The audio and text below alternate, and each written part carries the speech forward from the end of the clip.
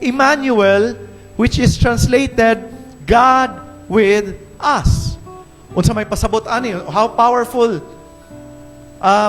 kani siya nga ngalan, no? The name comes from the Hebrew words Imano, with us, and El, God, Almighty God.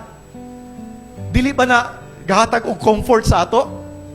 Dili ba na makahatag og comfort sa ato? To know that Almighty God is always with us.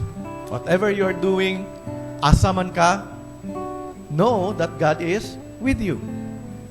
We're not just aware of it 24/7. But it doesn't mean na ang Ginoo wala nag-uban sa imo. It doesn't mean nga wala ang Ginoo sa imo. Just because you don't feel Him. Just because you don't, no, you feel that He is so far away from you. Especially kung, unsa man, especially kung ang focus nato usahay naa sa atong sala.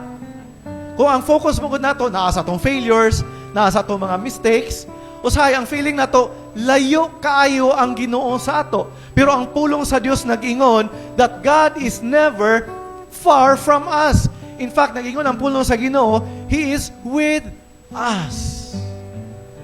Emmanuel, God with us.